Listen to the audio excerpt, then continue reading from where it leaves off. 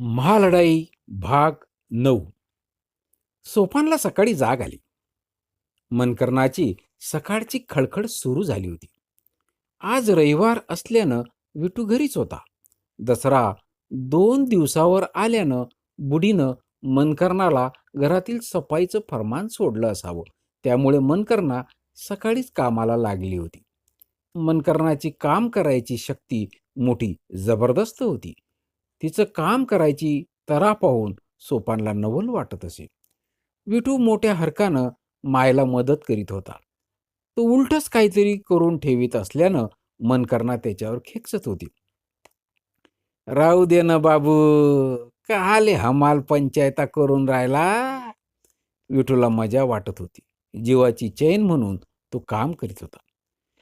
मनकर्णा घरातलं आवरत होती तरी तिचं ध्यान घरातल्या माणसांवर होतं.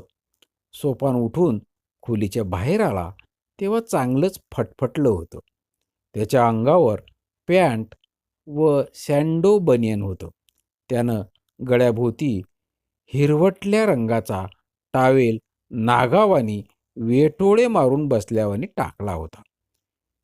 त्यानं आबायकडे पाहिलं. अबाय निळशार स्वच्छ, त्यावर काही पण लिहून घ्या असं. सोपानला बघून कुत्रं उठून उभं राहिलं. अंग हलवून त्यानं अंगावरील माती झटकली. गावातील माणसे वावराकडे हातात तांब्या घेऊन निघाले होते. कोणाच्या हातात प्लॅस्टिकचे डबे होते. कोणी कीटकनाशक औषधीचे डबे त्याच्या वरचं तोंड कापून वावरात नेण्यासाठी स्पेशल डबे बनविले होते. काही जणांची प्लॅस्टिकच्या छोट्या बादल्या वावरासाठी केल्या होत्या. सोपान रोज त्यांचं निरीक्षण करीत असे. हातात छोट्या बादल्या घेऊन जाणारी माणसं दिसली की सोपान मनात विचार करू लागला. च्या मायले, याईले प्लॅस्टिक डबे तांब्यातील पाणी पुरत नसन काय की हे मोठ्याल्या बादल्या घेऊन जातात. याईले पाहून पाहून आपलं पाठ झालं. केशव ढोले 1 लिटर, सुखदेव जावरकर 2 लिटर, वकील अर्धा लिटर. काशीनाथ गायकवाड वकिलावानी बोलते म्हणून त्याले बंदगाव वकील म्हणते. काशीनाथ भाऊले ओळखता का राजा तुम्ही? तर कोणी बी गावातलं म्हणी नाही बा. पण वकिलाले ओळखता का? तर गावातलं कोणी बी म्हणीन त्याला कोण ना ओळखे. हरीश गुप्ता सेठ लहान तांब्या चक घासेल, वावरात घेऊन जाते. साला याच्यात बी कंजूसी. पुरलं तर पुरलं, नाही तर हाय शासकीय गोटे. त्याला काही पैसे पडत नाही. कधी याले त्या संदर्भात बोललो तर हा म्हणते, राजाभाऊ, पाणी ही राष्ट्रीय संपत्ती आहे. तिचा काळजीने वापर करणं आपलं कर्तव्य आहे. म्हणजे पाणी बचाव मोहिमेत हा महात्मा गांधीपेक्षा पुढे. याचा कोणी हातच धरू शकत नाही. आणि हे साले वावरात घुसले की 2 तास तिकडेच काय करतात काय जण. संडासले वावराकडे जायची यायची तरा अशी की बस गंमतच पाहून घ्या. कोणी छाती काढून चालते की असं वाटते की हा वावरात हागेल नाही तर समारंभात सोन्याचं पदक बक्षिसात घ्यायला चालला. काही जणांची तरा अशी की लुंगी बांधून असा चालते की असं वाटते याच्या हातात कधी तांब्या नसता. तर हे म्हणायला काही हरकत नाही की हा आखाड्यात कुस्तीसाठी चालला. काही चतकोरभर जिंदगी घेऊन जगणारे. आली म्हणून जा लागते राजा, भल्ल जिवार येते. पोट्ट्याच्या काय मनात आलं तर त्यानं दोन्ही संडासात इंग्लिश भांडे बसवले. 2 दिवस बसलो पण काहीच नाही. 4 दिवस ट्राय मारला पण फायदा म्हणसान तर कवडीचा नाही. त्यापेक्षा इकडं बरं लफाळात गेल्याबरोबर सन्मान होते. विचारच करा लागत नाही. मन तर कसं प्रसन्न होते. सोपाननं रस्त्याच्या कडेला लावलेल्या पाटीकडे पाहिलं. हागंदरी मुक्त गाव. सोपानच्या तोंडावर हसू जमा आला. डबे घेऊन चाललेल्या 2 जवान पोरी सोपानकडे पाहू लागल्या. त्यांना वाटलं सोपान आपल्यालाच हसतोय. त्या डबे लपवू लागल्या. सोपाननं त्यांच्यावरून आपली नजर वळवली. मनकरणानं चहा चुल्यावर ठेवला होता. ती विठूला सांगत होती, "इठ्या, काकाले सांग चहा झाला म्हणा." सोपाननं ते ऐकलं. तो तोंड धुवायला न्हाणीत पळाला. त्यानं राखोंडी दातावर चोळली. 2-3 गुळण्या टाकून तो खोलीत येऊन बाजीवर बसला. विठू चहा घेऊन आला. विठूच्या हातून चहाचा कप घेऊन त्यानं विठूला विचारलं, "विठू, घर सफा करून राहिला का रे?" "हो." "का आले? परवा दसरा आहे ना, तुम्हाला मालूम नाही काय?" "नाही बा, मी पडलो गरीब माणूस, मले काय मालूम राहते." तिच्या मायले, "मी चाललो आता घर सफा करायले, तुम्ही काही मले डिस्टर्ब करू नका." अरे बापरे, लागे इंग्रजी डिस्टर्ब. सोपानला विठूची मोठीच नवाई वाटली. च्या मायले भन्नाट पिढी. "ते आबा काय करून राहिला?" सोपाननं विचारलं. "आबा अभ्यास करून राहिला." "आता काचा अभ्यास करून राहिला बुडेपणात?" "तसं काही म्हणू नको, बुडा गिडा. तो काचा बी अभ्यास करत राहते, कधी पुस्तक तर कधी पेपर वाचत राहते. मोठा हुशार आहे. बोलता हुशार आहे मग ते आबा." सोपान गमतीनं बोलला. विठूचे डोळे चमकले. तो डोळे मोठे करून बोलला, आबाला काय बी वाचता येते, मॅथ्स शिकवलं सारं. आबा मला म्हणते, तू मावाला गुरु आहे. असं मग मले बी शिकव ना आबावानी." सोपान असं बोलल्यावर विठू लाजला. तो लाजत बोलला, "नाही बा, तुम्हाला सारे येते, मला मालूम आहे." असं म्हणत विठू पळून गेला. सोपाननं चहा संपवला. मोकळी कब्बशी हातात तशीच ठेवून तो विचारात घडून गेला. परवा दसरा, 15 दिवसानं दिवाळी. झालं. वर्षातला मोठा सण झाला की गेलं वर्ष. वर्ष निघून चालले, आपण जागीच. सालं खराब परिस्थिती आहे आपल्यावानी शिकेल लोकांची. आपल्याला दिमाग कमी असता तर बरं झालं असतं. मग विचार करायचं काम नव्हतं. आज कमवलं, खाल्लं, झोपलं. उद्याचं उद्या पाहू. त्याचा काय विचार करावा लागते. मग असं तरी पाहिजे. इथं सालं नोकरी पाहता पाहताच अर्धी जिंदगी चालली. याला जगणं म्हणतात काय?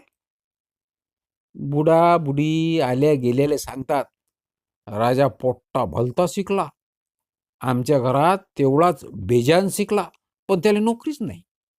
म्हणजे पहिले त्याला डोक्यावर घ्यायचं आणि मग ध्यानी मनी नसताना धाडकन आपटून टाकायचं. म्हणजे पान खायचं आणि पचकन थुकून टाकायचं. साला आपली जिंदगी अशी. लोकायला सांगसान तर ते बी बोर होऊन जातात. म्हणतात, राजा पुंजा भाऊच्या पोराले कैस नोकरी लागाव. नोकरी पाहता पाहता जवानी वाया चालली. कोणाले काय सांगता. चिमोटा घेऊन चूप बसायचे काम. सोपानचं मन या विचारानं अधिकच नासलं. त्यानं खोलीबाहेर पाहिलं. ऊन चांगलं तापू लागलं होतं. सोपाननं दाढीवरून हात फिरवला. दाढी चांगली बोट वाढली होती. सोपान गवत चिवडल्यावानी बराच वेळ दाढी चिवडत राहिला.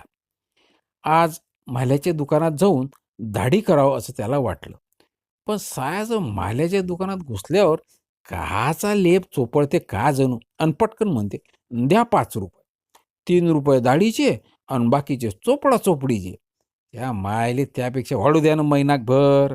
पाहू महिनाभर यानं नाही केली महिनाभर दाढी तर काय फरक पडते. आपल्याला बायको बी नाही की तिला आपल्या वाढेल दाढीचा त्रास होईल. सोपान उठायचं ठरवत असताना नकारात्मक विचारानं परत बसून राहिला. आता आपण काय करावं? म्हणजे बेरोजगार माणसं रविवारी काय करीत असतील? कोणी दोस्ताईला भेटत असेल, कोणी वावरात जाऊन येत असेल, कोणी लग्नासाठी पोरगी पाहून येत असेल, तर कोणी दसऱ्याचं घर सफा करून राहिलं असेल. तो विचार करू लागला, यात आपण कुठे बसतो? दोस्ताईला भेटाव तर जागेवर कोणी राहिलं नाही. काम धंद्यानं सारे आफराताफर. म्हणजे हा मार्ग निघाले. लग्नासाठी पोरगी पाहायचं म्हणसान तर आपण बिनपगारी फुल अधिकारी. हेडमास्तर, पोरगी पाहायला गेलो की पहिलाच प्रश्न काळी चिरणारा, मनात न्यूनगंड निर्माण करणार, लाजेने मान खाली घालायला लावणारा. हा मग हेडमास्तर आहे शाळेवर, पगार धवल कसा असन, काय बोला. त्याच्या डोळ्या भिडवायची हिंमत होत नाही. वाटते सालं फालतू चालो पोरगी पाहाले, म्हणजे हा मार्ग बी निकाली. वावरात म्हणसान तर वावर पडी, त्याला काय भाव. मग राहिला फकस्त घर सफा करायचं, तर ते तर काही इटूची माय आपल्याला हात लावू देणार नाही. म्हणन का भाऊजी तुम्ही राहू द्या, मी आहे ना. तुमच्यावानी शिकेल माणसानं असं काम करू नये, म्हणजे शेवटचा प्रश्न सुद्धा निकाली. मग आता काय करावं, सोपानला काही सुचलं नाही. त्यानं 8वीचं मराठीचं पुस्तक घेतलं आणि त्यातील धडे कविता तो वाचू लागला. लेखक परिचय व एक धडा वाचून तो कंटाळला. मनकरना विटूवर खेकसत होती. त्याचं हे बराच वेळचं सुरू होतं. विटू कामाच्या घाईत भलतंच काहीतरी करून ठेवत होता. सोपान बाजीवर विचार करीत पडून राहिला. विटू हातात पाण्याचा तांब्या व कपात चहा देऊन गेला. तो तांब्यावर पाणी पिऊन चहा पिऊ लागला. सूर्य वर आला होता. ऊन चांगलंच वाढलं होतं. कुत्रं सोपानच्या बाजीखाली जाऊन बसलं. आज कुत्र्याकडे कोणाचंच ध्यान नव्हतं. बुडा घरी नव्हता. तो घोडके वकिलाच्या घरी असेल किंवा वावरात जाऊन झाडाखाली पुस्तक वाचित बसला असेल असं त्याला वाटलं. बुडी सुनेची साफसफाई पाहत होती, त्यामुळे कुत्रा आज एकटाच होता. बाहेर खडकन आवाज आला की कुत्रा चपळतेने पळत जाई. गाय, म्हैस, बकरी, कुत्रा काही घराच्या परिसरात दिसलं तर त्यांना भुंकून भुंकून बेजार करून टाकत असे.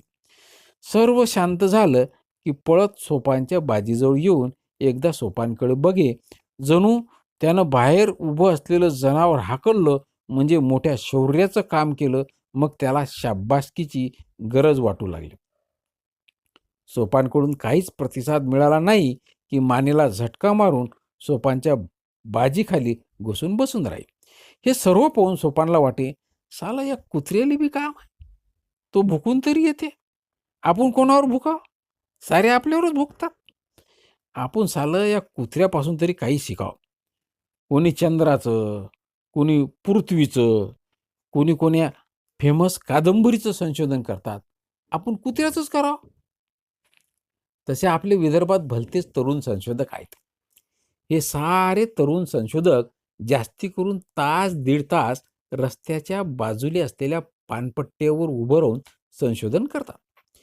तासेक भऱ्यानं गुलाबी रंगाचा पंजाबी ड्रेस घातलेली जवान पोरगी बिंगाट सायकलवून निघून गेली की यायले मग देवीच पावली. लागेच साऱ्या दोस्ता येईल मेसेज, गेल रे, आत्ताच गेली का राजा, तास झाले बसलो, आत्ताच गेली. काज रंग होता राज, निरानाम गुलाबी, ओटाईले लिपस्टिक गुलाबीच, शबनम बॅग गुलाबीच, आणि सायकल ती बी गुलाबीच, हिंगे सबकच गुलाबी. आता तर मला सारं जगच गुलाबी वाटून राहिलं.